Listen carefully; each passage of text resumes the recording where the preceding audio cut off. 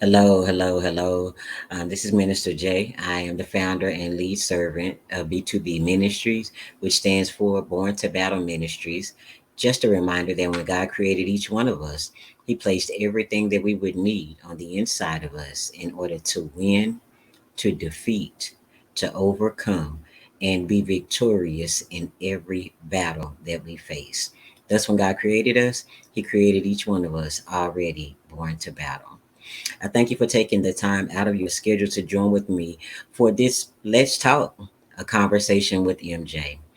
This has been a segment that from time to time, when things are laid on my heart, I just feel the need, the desire, and the pull to just have a open, honest, and frank conversation about things that are transpiring in life that sometimes I think get covered up by being in a place of ministry or coming from a place of ministry.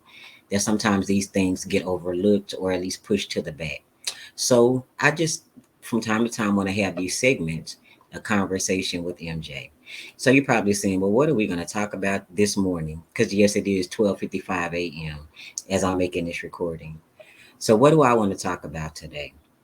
I just want to talk about how we cannot truly place ourselves in the shoes of someone else. And because we can't really place ourselves in their shoes, sometimes the advice that we give should be no advice at all. So, what am I saying? Say, for instance, I am speaking to someone and they're coming to me pouring their heart out regarding being addicted to drugs, or they have a loved one that's addicted to drugs. Being that I've never experienced being addicted to any drugs, I can't come from a place of understanding to the point that I can identify because I've never been there. I can't come from a place of identifying being the spouse of someone who was on drugs. I can't say, yes, you should leave, no, you should stay, or what you should do from a place of walking in those shoes because I've never walked in those shoes. Now, don't get me wrong. I'm not saying that I can't pray. I'm not saying that I can't listen. I'm not saying that I can't give advice from a spiritual level of what they can do to increase the capacity of peace and understanding that they can receive from a relationship with God. But what I am saying is, I can't say, well, this is what I did. I can't say, this is how I felt. I can't say, this resource was available to me because I've never been in that situation. The reason I wanted to have this particular conversation is because so often in my personal life and even in my professional life, even in my ministry life, I have seen and heard other people give their opinion or give their advice on what someone else is experiencing from a place that they make it seem as though they understand from the capacity of walking in those shoes when indeed they have not. Of course, we all know that it's more prevalent for a person to be able to minister to someone from a place of understanding when they've walked in those shoes, although that's not always the case. But when those instances arise, sometimes it's better to not say anything. Sometimes it's better to just be on the listening end, to have the shoulder for them to lean on, to have the open ear for them to vent to, and not always have to have a solution. I know there are some ministers, some preachers, some pastors that will say, well, the solution is always to tell them to pray. The solution is always to give them a scripture. The solution is always to lead them to Christ. And in the end, leading them to Christ because there is no desire for anyone's soul to be destined for hell. That is our ultimate goal. But when we see someone that's in a place of suffering, a place of loss, a place of grief, a place of not knowing what to do, and they come to us and they're searching out that listening ear. They're searching out someone who won't be judgmental. They're searching out someone who will just listen without making them feel that what they have done is wrong, without making them feel that what they're saying is wrong, without making them feel as though what they're expressing is wrong. If we have not walked in those shoes, then sometimes it's best to just listen If they didn't ask for prayer at that moment, pray for them when they leave. Pray for them when they're not there. If they ask for prayer at that moment, of course, we want to find ourselves and make ourselves available for that. But I have seen so many people turn away from the church, turn away from relationship with God, turn away from wanting to even know more about God because of being told so much about what the preacher thinks or what the minister thinks, instead of just allowing the person to be human. I've said before that many ministers, many preachers will have moments of transparency, but of course, that's only to a certain point. I get that we're supposed to not always reveal everything to everyone, but I don't think that's just from a ministry standpoint. I think that should be from a common sense standpoint. Everybody should not know everything about you, because you don't know when the enemy may allow them to try to use that against you. So I get that.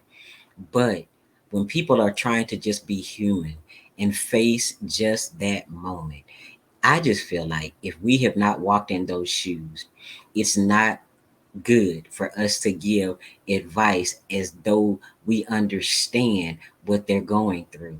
That's not always the case. And then, even sometimes, if we have walked in those shoes, like my situation, for instance, I know a number of people who've lost their dad. I've lost my dad, but I can't compare how I feel about losing my dad to how someone else grieves losing their dad. Why? Because the relationship may have been different. They may have had a bond that I did not have, or I may have had a bond that they did not have. Everybody's grief, everybody's loss, everybody's the way that they deal with things is different. Sometimes I think we forget that when people face a situation, even though they may appear to be so strong on the outside, they may appear to be walking it out in front of people very well. We don't know what they experienced in their life before they got to this point that may have made them not be as strong on the inside as what they're showing on the outside. We can face the same situation, be in the same environment, but if we were raised differently, or if I was raised with low self esteem, you were raised with high self esteem, then you may have the power, the wherewithal, the strength to pull yourself up by the bootstraps and get back in line and make things right again in a very quicker fashion than me, because maybe I have low self esteem. So, do you see what I'm saying? Although the situation may be the same, although going through the motions may appear to be the same, in here, we're all different. Not just in here, we're different in here. Even if we are raised in the same environment, the same household, can be raised by the same parents, that does not negate the fact of what a person feels on the inside. Prime example, my mother has 4 children. We all learn at different levels.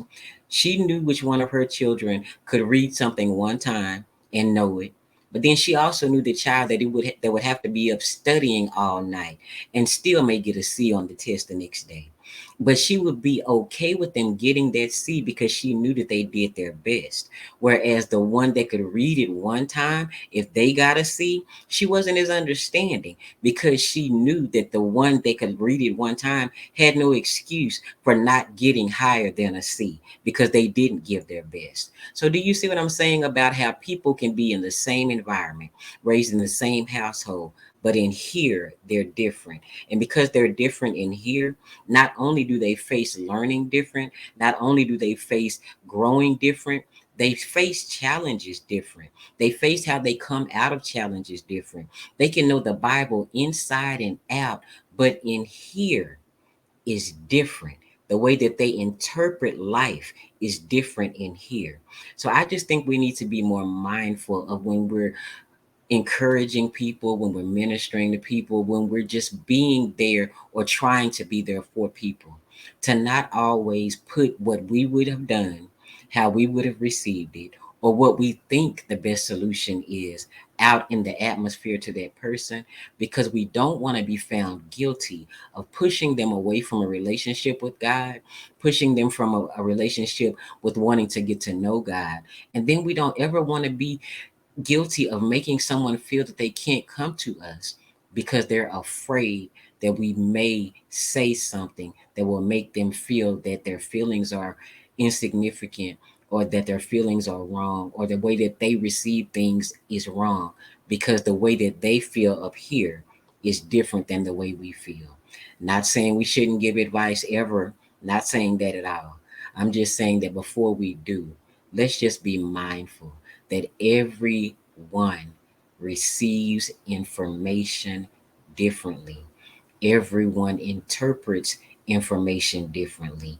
Everyone faces trauma, trials, and situations differently. Not everyone can handle rough love. I know that there is some tough love out there, but not everyone can handle rough love. What do I mean by rough love? If everyone believes that you're supposed to act a certain way because you have a title before your name, or because you've been called to a certain office, you're supposed to be able to take it and you're supposed to be able to just endure it.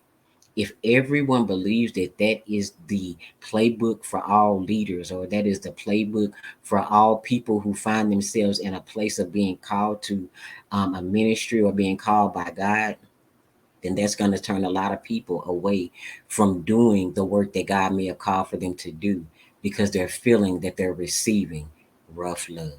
So let's just be mindful. Think about each other. Think about the fact that everyone receives and processes things differently, so that we can always be guilty of showing love, giving love, and making sure that the person that we're speaking to or is speaking to us is feeling love. So that is my conversation with MJ on this Friday morning at 1:06 a.m. now. That is my conversation with MJ. It may not be popular, it may not be liked, it may be people who think that I am making excuses or whatever the case may be. But this is my conversation with MJ. And I do hope that it makes somebody at least think or take into consideration some of the things that were said on tonight. So again, I am Minister J, the founder and lead servant of B2B Ministries. Perhaps you do have a prayer request. If you do, please feel free to send it into our email address at Minister J at borntobattle.com. I keep forgetting it. It's so brand new. Minister J at borntobattle.com. I would be honored to pray with you, to pray for you, to add you to our prayer list, to touch and agree with you that God, who is more than capable and God, who is more than able, will hear your prayer and our prayers together and meet you right where you are. Again, thank you for joining me for this segment of Conversation with MJ. Be blessed.